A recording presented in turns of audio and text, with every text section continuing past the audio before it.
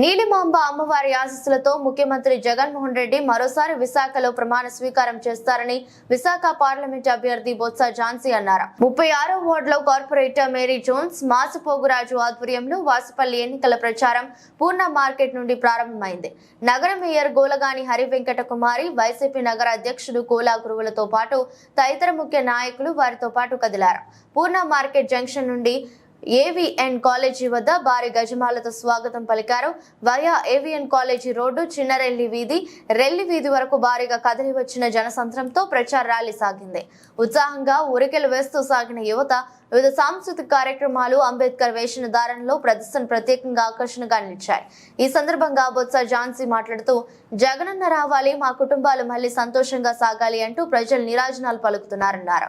జగనన్న వస్తే ఐటీ పూర్తిగా అభివృద్ధి, పోర్టు సిటీని స్మార్ట్ సిటీగా చేసి విశాఖను పరిపాలన రాజధానిగా మారుస్తా అన్నారు.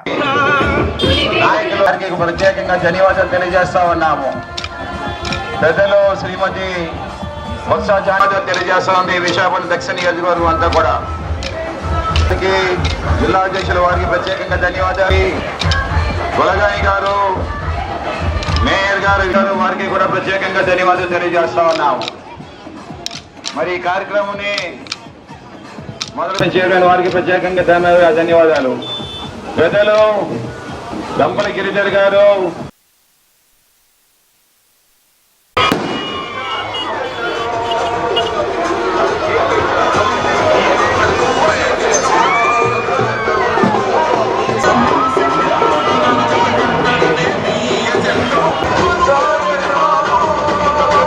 ఈరోజు సౌత్ నియోజకవర్గంలో, దక్షిణ నియోజకవర్గంలోని ఈ వాసుపల్లి గణేష్ గారు శాసనసభ్యులుగా వైఎస్ఆర్సీపీ పార్టీ నుంచి పోటీ చేస్తున్న సందర్భంగా, అలాగే ఎంపీగా విశాఖపట్నంకి మరి పార్టీ తరఫున పోటీ చేస్తున్న సందర్భంగా ప్రచార భాగంలో 36వ వార్డు ఇక్కడికి రావడం, ఇంట్లోని మరి పెద్దలందరూ కూడాను, పార్టీ పెద్దలందరూ కూడా ఇక్కడ ఈ ప్రచార భాగంలో పాలు పంచుకుంటూ మరి మేరీ జాన్స్ గారి కార్పొరేటర్ గారి ఆధ్వర్యంలోని ఈరోజు ఈ ప్రచారం జరుగుతూ ఉంది. ఏమైనప్పటికీ ఒకటి ఎక్కడికి వెళ్ళినా సరే ప్రజలు ఈవేళ బ్రహ్మరథం పడుతున్నారు.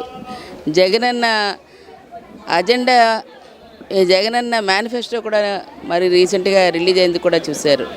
ఏవైతే సంక్షేమ అభివృద్ధితో పాటు ప్రధానంగా విశాఖపట్నాన్ని పరిపాలన రాజధానిగా తీసుకురావడం అనేది కూడా అజెండాలో ప్రధాన అంశంగా తీసుకొచ్చి ఈరోజు పెట్టడం. 100% కూడా విశాఖ ప్రజలందరూ కూడా ఈ ప్రాంత అభివృద్ధితో పాటు పరిపాలన రాజధాని కావాలని కోరుకుంటున్నారు. అటువంటి దానికి ఈరోజు అందరూ కలిసికట్టుగా మేము మా ప్రాంతాన్ని అభివృద్ధి చేసుకుంటే మా పిల్లలు బంగారు భవిష్యత్తు ఏర్పడుతుంది. దానికి ఈరోజు అది రావటం వలన అటు పరిశ్రమలు విజన్ విశాఖలోని ఇప్పటికే 1,00,000 కోట్లతోని పూర్తిగా డాక్యుమెంటరీ కూడా రిలీజ్ చేయడం అయింది. దానిలో భాగంగా మెడికల్ కాలేజీలు అవనియండి, పోర్ట్స్ అవనియండి, ఫిషింగ్ హార్బర్స్ అవనియండి, ఫ్లైఓవర్స్ అవనియండి, రోడ్స్ అవనియండి, రోడ్ కనెక్టివిటీలతో పాటు ఈరోజు ఇంటర్నేషనల్ ఎయిర్పోర్ట్ లాంటివి, ఐఐఎం లాంటివి ఇవన్నీ కూడా సంపూర్ణంగా పూర్తి చేసుకోవడంతో పాటు ఐటీ సర్జ్ లాంటి దాన్ని కూడా ఈరోజు తీసుకురావడం, దాన్ని ప్రత్యేకంగా ఇది ఉద్యోగ ఉపాధి అవకాశాలతో మన ప్రాంతంలో వాళ్ళే కాకుండా మరి చుట్టుపక్కల ఉన్న వాళ్ళు కూడా ఈరోజు ఇక్కడ ఉద్యోగ ఉపాధి అవకాశాలు మంచి ప్యాకేజీలతో ఇక్కడే వచ్చే విధంగా ఇప్పటికే దానికి సంబంధించిన ఇన్ఫోసిస్ కానీ, ర్యాన్స్టాడ్ కానీ, ఎక్స్టీ ఐటీ కానీ, WNS సెకండ్ ఫేజ్ కానీ మరి దీనికి సంబంధించినవన్నీ ఇప్పటికే రన్ అవుతూ అదానీ డేటా సెంటర్ లాంటి, అమెజాన్ లాంటివి, ఫ్లిప్కార్ట్ కామర్స్ లాంటిది కూడా మరి త్వరలో అవి కూడా కొన్ని ప్రారంభమయ్యాయి, కొన్ని రాబోతున్నాయి. ఇట్లాంటి వాటితో పాటు డెలాయిట్ లాంటిది కూడా రావడానికి వారు సుముఖత వ్యక్తం చేశారు.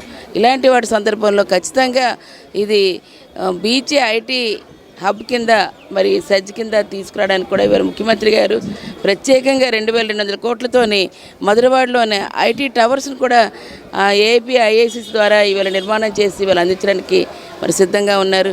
వీటన్నిటిని దృష్టిలో పెట్టుకొని ఖచ్చితంగా ఈరోజు ప్రజలకు కావాల్సిన వాటి సంక్షేమాలను ఒక పక్కని అమ్మఒడి లాంటి దాన్ని ఈరోజు మరి 17,000కు పెంచి ఈరోజు రైతు భరోసా లాంటిది కూడా ఈవేళ 16,000కి పెంచి గతంలో ఉన్న దానికంటే పెన్షన్ ఈరోజు 3,500 2 విడతలుగా ఇవ్వడానికి పెట్టి వాహన మిత్రతో పాటు ఈరోజు హెవీ వెహికల్స్ నడుపుతున్న లారీ డ్రైవర్లు కూడా సోదరులు కూడా ఈరోజు వాహన మిత్రాన్ని వారికి కూడా మరి ఇవ్వటం అనేది ఇందులో ఇంక్లూడ్ చేయడంతో పాటు ఎవరైతే ఈరోజు అవుట్ సోర్సింగ్లో చేస్తున్న ఆ సోదరులు సోదరిమణులందరికీ కూడాను ఈరోజు 25,000 ఆండోరియం కూడా పెంచుతూ ఈరోజు ప్రభుత్వం తీసుకున్న నిర్ణయం మరి ఇట్లాంటి వెల్ఫేర్ యాక్టివిటీస్ అన్ని వర్గాల వారికి ఈరోజు ప్రతి ఒక్కరికి 0 వడ్డీని కూడా 3 లక్షల రూపాయల వరకు ఈరోజు పెంపొందించి ఇవ్వటం, కళ్యాణ వస్తువు దాంట్లోని 10th క్లాస్ వరకు పిల్లలు చదువుకొని 18 ఏళ్ళ వాళ్ళకి కళ్యాణ వస్తువు అందరికీ వర్తింపచేయటం, మరి అందరికీ హిందూ ముస్లిము క్రిస్టియన్ అని కాకుండా అన్ని వర్గాల వారికి ఈరోజు ఇవన్నీ వర్తింపజేయడానికి వీళ్ళ సిద్ధంగా ఉన్న ఈ ప్రభుత్వానికి మళ్ళీ జగన్నే రావాలి, మా పిల్లల భవిష్యత్తు బాగుండాలి, మళ్ళీ మా కుటుంబాలు బాగుండాలి, ఆరోగ్యశ్రీ లాంటి దాన్ని కూడా వీళ్ళ 25 లక్షల రూపాయలు మాకు పెంపొందించి ఇచ్చారు. అంతేకాకుండా ఈ ప్రాంతాన్ని పరిపాలనా రాజధానిగా తీసుకొస్తే పూర్తి స్థాయిలో విశాఖపట్నం మహానగరంగా ఏదైతే నీతి ఆయోగ్లో గ్రోత్ హబ్ సిటీగా ఉందో పిలువబడుతుందో దాన్ని ఈరోజు పూర్తి స్థాయిలో తీసుకెళ్లేందుకు మనకున్న ఇంకా ఈ విశాఖపట్నం మహానగరంగా మారి విశాఖపట్నం అంటే విదేశాల వరకు ఈరోజు ప్రత్యేక దృష్టితోని గ్లోబల్ ఇన్వెస్టర్స్ ఇక్కడికి వచ్చి పెట్టుకునే విధంగా ఈరోజు రోడ్డు కనెక్టివిటీతో పాటు ఈరోజు మెట్రో కనెక్టివిటీ కూడా ఇంటర్నేషనల్ ఎయిర్పోర్ట్ లాంటిది రావడంతో పాటు దానికి మెట్రో కనెక్టివిటీ కూడా ఇవ్వటం, ఇవన్నీ రానున్న రోజుల్లో విశాఖ అభివృద్ధి లక్ష్యంగా ఈరోజు ముఖ్యమంత్రి గారు ఇచ్చినది. అన్ని ప్రాంతాలను కూడా సమానంగా ఎప్పుడైతే డెవలప్ చేస్తారో మళ్ళీ విభజన అనే అంశాలు మరి మన పునరావృతం శ్రీకృష్ణ కమిషన్ వారి తాలూకాది డీసెంట్రలైజేషన్ చేసి ఈరోజు అందరూ కూడా డెవలప్మెంటు అలాగే వెల్ఫేర్ అనేది చూస్తున్న ముఖ్యమంత్రి గారు భారతదేశంలో ఏకైక కాన్సెప్ట్ ఉన్న జగన్మోహన్ రెడ్డి గారికి 100% ప్రజలందరూ అండగా ఉండి అఖండ మెజారిటీతో ఈరోజు మా వాసుపల్లి గణేష్ గారు ప్రతి వీకు కూడా దర్బార్ని పెట్టి ప్రజా దర్బార్ని పెట్టి అనేక అంశాలని గ్రీవెన్స్ని క్లియర్ చేయడంతో పాటు పిలిస్తే అందుబాటులో ఉండే వ్యక్తిగా ఈరోజు అందరికీ కూడా కలిసిమెలిసి ఉండే వ్యక్తిగా మరి గణేష్ గారు కానీ నాతో పాటు 7 నియోజకవర్గాల్లో ఉన్న ఎక్కడున్నా మీ ద్వారా కూడా కోరుతున్నాను. మరి అందరికీ శాసనసభ్యులకి అందరికీ కూడా అలాగే విశాఖ ఆడపడుచుగా మరి నేను కూడా మీ అందరికీ రిక్వెస్ట్ చేస్తున్నాను.